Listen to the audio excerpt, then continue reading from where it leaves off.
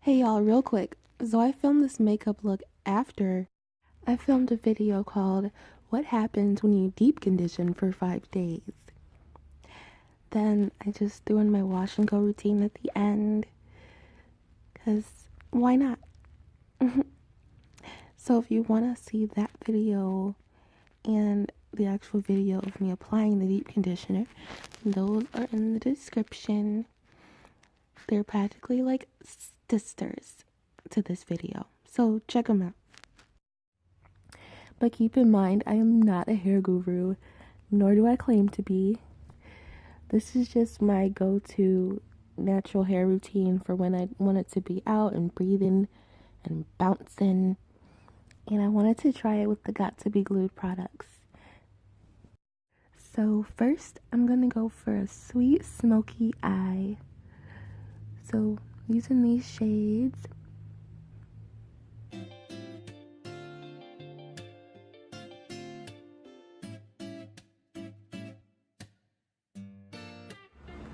The first shade is a transition shade. You can barely see it on my skin, but it's there. I did it. You can kind of see it. It's like little half moons above my crease. And then I popped on some black eyeshadow, so I'm just kind of miming what I actually did. I already did it pretty much. I'm adding a little more color there too, but I really just want to show you the motions that I used to apply it. Blending it into that transition color, and then, you know, making sure that my whole lid is covered in it, because I'm going like from light to dark with this, kind of like a gradient thing, but I want it to look like smoke puffs. That's the whole idea of smoky eye, you know. And I look a little raccoonish, but I'll fix it. As for my lips, when I went off camera, I tried to put on this cream red lipstick, but it's running out like deodorant, so it doesn't look good. And I'm gonna do something different with my lips. So right here, this is me kind of trying to clean up that shape. And I added that third color. That was like a spur of the moment decision to give it kind of a different look. I wanted to show more contrast because, like I said, that first shade, you could already barely see it. And it's like when I put the black on, you really couldn't see it. It just looked like I had on black eyeshadow pretty much. So I'm setting it, and it looked like I just put silly string on my eyeball. But yeah, coming in with some illuminating primer. And the original plan was to just put on the primer and just try to give myself like a glowy look, just throw it in my highlight zones and try to make it look like a natural highlight. But this E.L.F primer, it's like they have flecks of gold in it. So when I put it on, in my mind, I always expect it to be like more subtle than it actually is, but it's got me looking like the Tin Man out here. I'm adding the LA Colors, this like shimmery bronzy color onto my face, and it's really an eyeshadow, but it's today it's highlighter. Darn it. This technique is what's called reverse contour. So you're like highlighting around where you would contour, but you're not actually contouring. And that's not makeup, that's gel. So nah, bruh.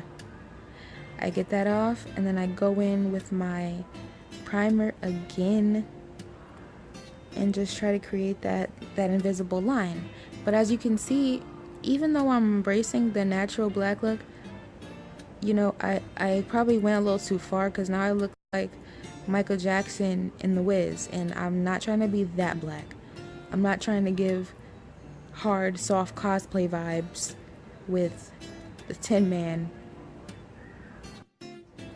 So the way I'm going to fix that is just pop some foundation in the parts where I would, you know, contour. I'm going to concentrate it there, and then I'm going to blend it out over that extra stuff, because the primer, it's like it's meant to be seen underneath foundation. So if I don't put as much in those parts, and I put like a little bit of coverage around it, it's like it's still gonna look like a subtle highlight through the brown. So that's what I'm trying to achieve. I'm cleaning up around my eyes a little bit as I'm dabbing on this foundation. And I don't know if you noticed, but I cleaned up a little too much on that inner corner on that one eye over there. So I'm gonna have to fix that after I'm done blending my face. And yeah, I'm just making sure this highlight doesn't look crazy, like there's just a random spotlight on my head.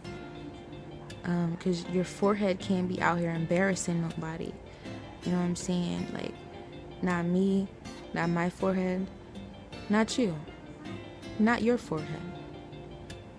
And yesterday, I did see Kim Kardashian West contouring her face in a 3 because one of my favorite YouTubers, Yuki, followed a Kim K tutorial and, you know, was doing the 3 thing.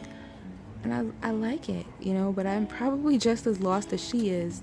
As you can see, I'm struggling to get the contour to look right. And I put a little too much on that side, so I'm going to have to even it out. But I'll do it. And yeah, this is me trying to even it out though.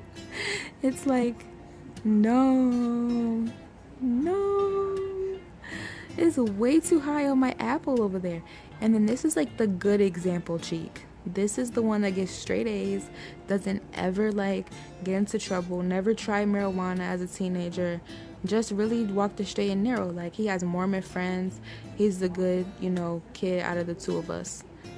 I meant, my bad. We're talking about makeup. Never mind. But yeah, you know, just put some illuminating primer on this one. And, you know, she's good too. She's a good person.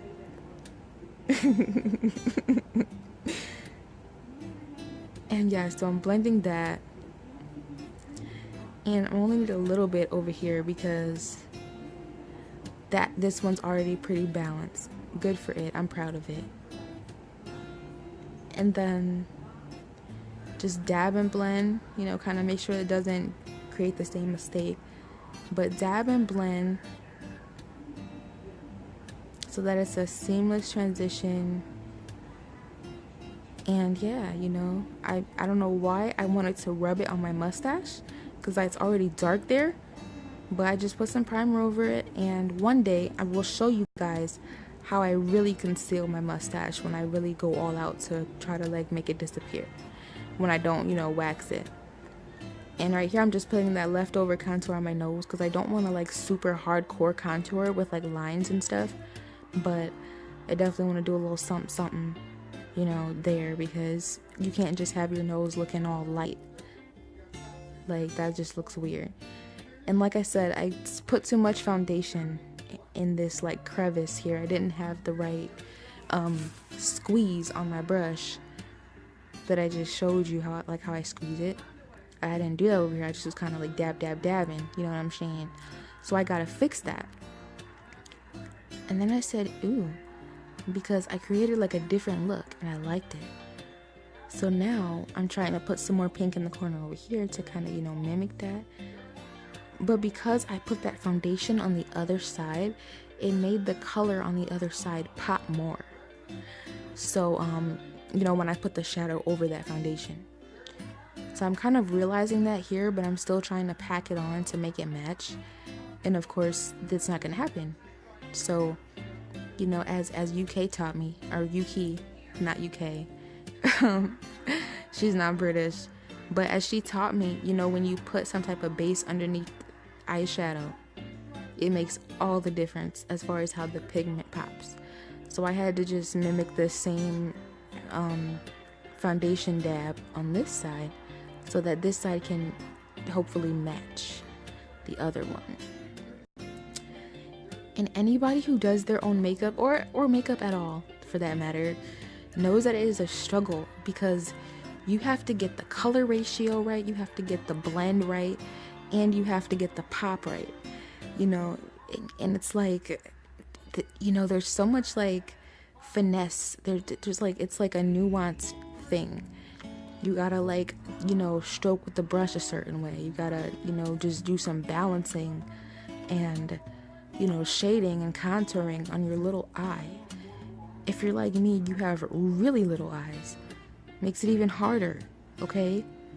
But I'm getting happy with it. As you can see, I'm getting a decent enough match that I can go ahead and just like pretty much blend it out and call it a day. The problem is the black on the other eye is obviously a lot more popping because it just is. I just put more shadow on the eye. So I'm gonna do the same thing over here and make that happen for myself because I don't want to be looking like a do's and don'ts video.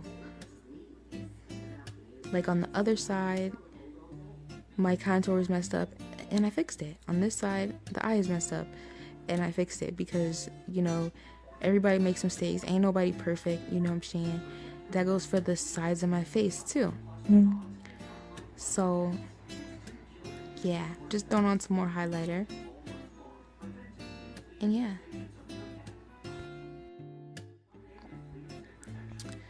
I had to blend above my lip a little more, and I'm replacing that funky red color with something I can feel. I'm going in with the LA Colors High Shine gloss in this purple color. I believe it's called Velvet. I don't really remember, but it's at Family Dollar for $2, and you'll see the tube and you'll know that it's real. So as you can see, I'm not even putting on any liner, but I'm making sure that my line around my lips is defined and true to the shape of my lips, because you don't want to have like chicken grease on your mustache or like, you know, berry juice on your chin. So you just want to make sure that even when you're doing gloss, you're making like a little line, lip lining pattern. And then here, I'm dolling up my lashes, pretty self-explanatory, but a quick lazy waterline tip. Instead of putting eyeliner there, you can just hold the brush there for a little longer than you're supposed to, and it'll look like you have eyeliner on the bottom, especially if you're like me with tiny eyes.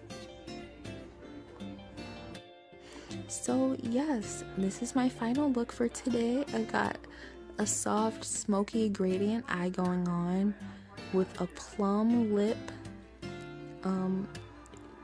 you know, and it all adds up to this soft focused dewy look. I used the Dewey and Smooth foundation, so I just look like an angel baby plus size Victoria's Secret model. And I was just like, I look cute, I need to be seen. So I went out and did stuff and things.